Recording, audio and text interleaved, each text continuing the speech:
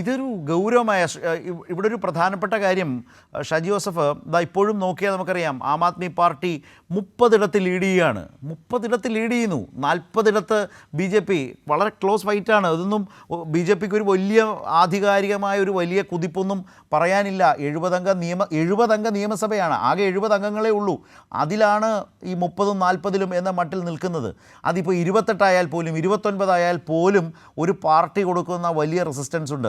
നിശ്ചയമായും ഭരിച്ച പാർട്ടിയാണ്. അതിനിടയിൽ അവർക്കുണ്ടാകുന്ന നഷ്ടം തന്നെയാണ്.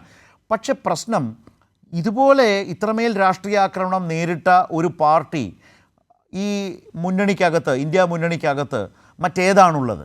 കേന്ദ്ര സർക്കാരിൽ നിന്ന് അവർക്കൊരു രാഷ്ട്രീയമായ പിന്തുണ കൊടുക്കേണ്ട ഉത്തരവാദിത്വം എന്നുള്ളത് ഇന്ത്യ മുന്നണിക്കുള്ളതല്ലേ? ആ മുന്നണിയെ തന്നെ അതിനെ നയിക്കുന്ന കോൺഗ്രസിനല്ലേ? എല്ലാവരേക്കാളും വലിയ ഉത്തരവാദിത്വം രാജ്യത്തിൻ്റെ പ്രതിപക്ഷ നേതാവായിരിക്കുന്ന രാഹുൽ ഗാന്ധിക്കല്ലേ? അദ്ദേഹത്തിൻ്റെ പ്രവർത്തന മേഖലയാണിത്. അറിവില്ലാത്ത സ്ഥലമൊന്നുമല്ലല്ലോ. ന്യൂദില്ലിയാണ്.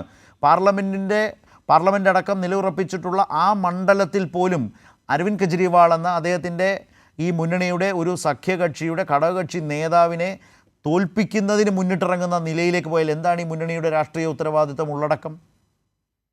ശരത്തെ, കോൺഗ്രസ് ഡൽഹിയിൽ കാണിച്ച രാഷ്ട്രീയം, ആ രാഷ്ട്രീയമെന്ന് പറയുന്നത് ലോക്സഭാ തെരഞ്ഞെടുപ്പിൽ അവർ കൊണ്ടുവന്ന ഇന്ത്യ മുന്നണി എന്ന് പറയുന്ന ആ സഖ്യത്തോട് കോൺഗ്രസ് തുടക്കത്തിൽ സ്വീകരിച്ച, അല്ലെങ്കിൽ നിതീഷ് കുമാറിനെ അതിൽ നിന്ന് വെളിയിലാക്കുന്ന രീതിയിലേക്ക് കാര്യങ്ങൾ കൊണ്ടെത്തിച്ച് അതേ രാഷ്ട്രീയമാണ് ഇപ്പോൾ ഇവിടെയും കാണിച്ചത്. നിങ്ങൾ നോക്കൂ, നമുക്ക് മുന്നിൽ വരുന്ന ഈ ഫിഗർ നോക്കുമ്പോൾ ഒരു കാര്യം മനസ്സിലാക്കണം. ആര് മനസ്സിലാക്കിയാലും, രാഹുൽ ഗാന്ധി മനസ്സിലാക്കിയാലും ഇല്ലെങ്കിലും, ഡൽഹിയിലെ സാധാരണക്കാരായ ജനങ്ങൾ കോൺഗ്രസിനെ സംപൂജ്യരായി മടക്കി വിടുന്നു എന്നതിൻ്റെ ഏറ്റവും വലിയ തെളിവെന്ന് പറയുന്നത് കോൺഗ്രസ് അവിടെ കൊണ്ടുവന്ന രാഷ്ട്രീയം.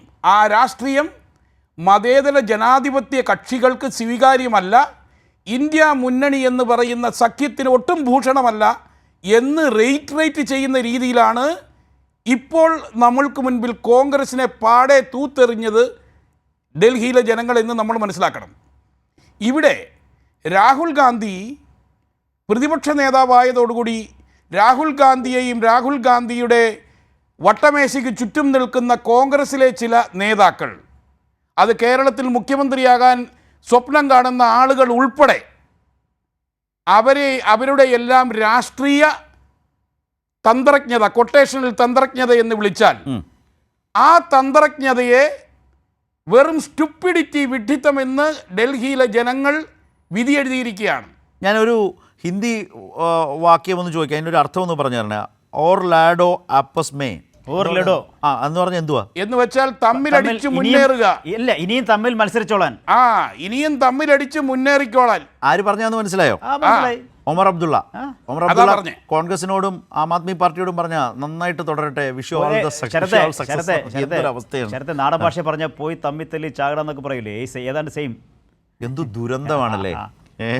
ആ ദുരന്തമാണ് ഇന്ത്യയിലെ ജനാധിപത്യ മതേതര കക്ഷികളുടെ രാഷ്ട്രീയത്തിലേക്ക് കോൺഗ്രസ് കൊണ്ടുവരുന്നത്. ഈ ദുരന്തത്തിന്റെ ഉപജ്ഞേതാവ് ശരത്തെ ആരെങ്കിലും ഉണ്ടെങ്കിൽ അത് രാഹുൽ ഗാന്ധിയും രാഹുൽ ഗാന്ധിയുടെ ചുറ്റും നിൽക്കുന്ന ചില രാഷ്ട്രീയ അതിബുദ്ധിമതികൾ എന്ന് കരുതുന്ന ചില ആളുകളുമാണ്.